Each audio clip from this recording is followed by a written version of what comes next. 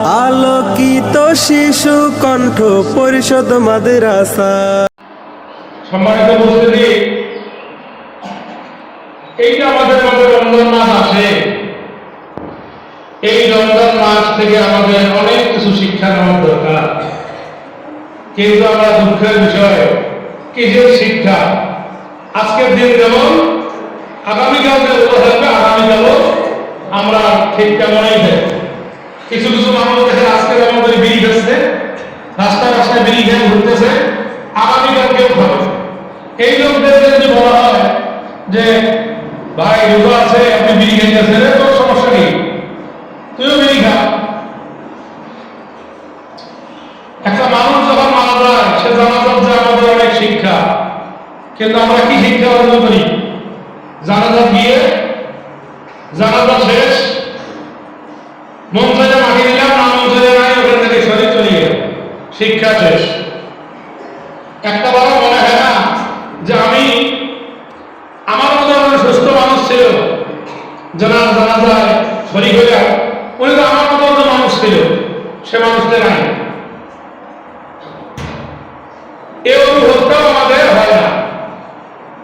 এই যে রমজান, গত রমজানে আমাদের অনেক ভাই ছিল, অনেক বোনেরা ছিল, কিন্তু আজকের রমজানে এই রমজানটা পাইল না।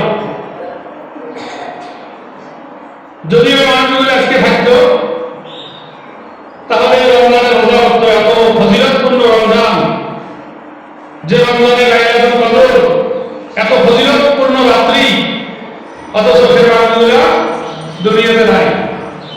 আমরা তাদের জন্য দোয়া করবো, আল্লাহ তাদেরকে জান্নাতবাসী করুন।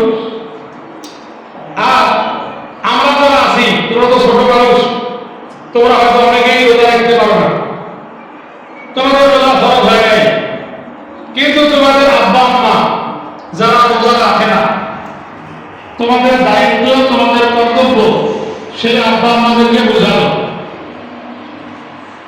তোমরা যদি বলো তোমার আব্বা যা তুমি রোজা থাকো, যদি 2 দিন 3 দিন বলো, অবশ্যই তোমার আব্বা আম্মা রোজা না থাকে, রোজা থাকবে। এই বাচ্চারা বারবার আমাকে বলতেছে, বাচ্চা বলতেছে আমি কেন রোজা না থাকি? তাহলে যাদের আব্বা রোজা থাকে না, অবশ্যই তোমরা সেই আব্বাদেরকে বলবা, মাদেরকে বলবা যেন রোজা রাখে। এই রমজানের রোজা আগামী বছর মানে এই মাসে, এই যে রমজান মাস আসলো, এই আপনার রোজা আমাদের করতে পাবো, এর কোনো গ্যারান্টি আছে? কোনো গ্যারান্টি নেই। আমরা এখান থেকে বাড়ি যেতে পাবো, এই মসজিদ থেকে বের হতে পাবো, এমন গ্যারান্টি আছে? গ্যারান্টি নেই। এই জন্য যাদের আব্বা আম্মা রোজা করে না, তাদের আব্বা আম্মাদের নিয়ে বুঝিয়ে আস্তে আস্তে খুব বেশি জোরে নয়, গালাগালি করিয়ে নয়, আদর্শ দিয়ে, ভালো ব্যবহার দিয়ে, ভালো কথা দিয়ে সেই আব্বা আম্মারা যাতে রোজা রাখে। একটা আব্বা বলতেছে আমি তো ভাড়ার কাজ করি, আমি কিভাবে রোজা রাখবো? বলে না আপনাকে, বাবা আছে না ভাড়ার কাজ করে, যে আমি গাড়ি চালাই, আমি কাজ করি, কাঠ কাটা কাজ করি, বাস কাটা কাজ করি, আমি কি রোজা রাখতে পারি? তাদেরকে বুঝাইতে হবে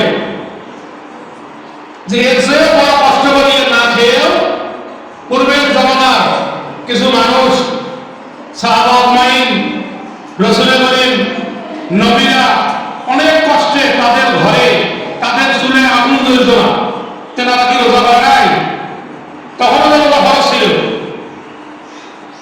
কত মানুষের খাবার নাই, দুপুরে খায় নাই, দুপুরে খাবার ভাত নাই, এখনো অনেক মানুষ আছে। উলিপুর উপজেলা যদি এখন হিসাব করা যায়, শতকরা 24 থেকে 25 জন মানুষ দেখা যাবে 3 বেলা ভাত সময় মতো ঠিক মতো খাইতে পারে না, খাবার নাই। খাবার নাই জন্যে খাইতে পারে না, হয়তো বাচ্চাদেরকে তোমাদেরকে খাওয়ায়, অনেক কষ্ট করে।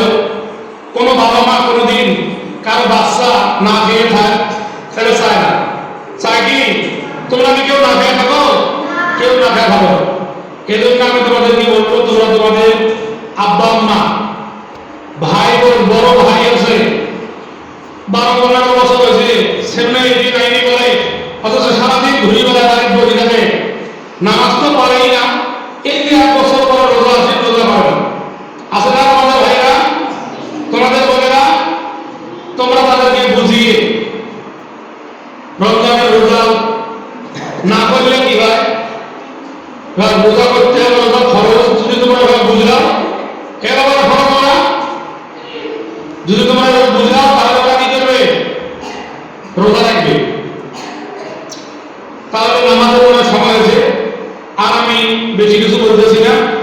তোমরা যারা রোজা রাখতে পারো রোজা রাখবা, আর যারা একবারে ছোট তারা কোরআন শরীফ তেলাওয়াত করবা, নামাজ পড়বা। নাকি তোমাকে বাড়ি থেকে নামাজ পড়ো না?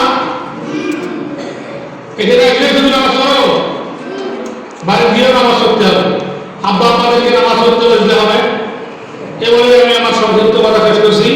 আমার তৌফিক ইল্লা বিল্লাহ। আসসালামু আলাইকুম ওয়া রাহমাতুল্লাহ। আলোকিত শিশু কণ্ঠ পরিষদ মাদ্রাসা।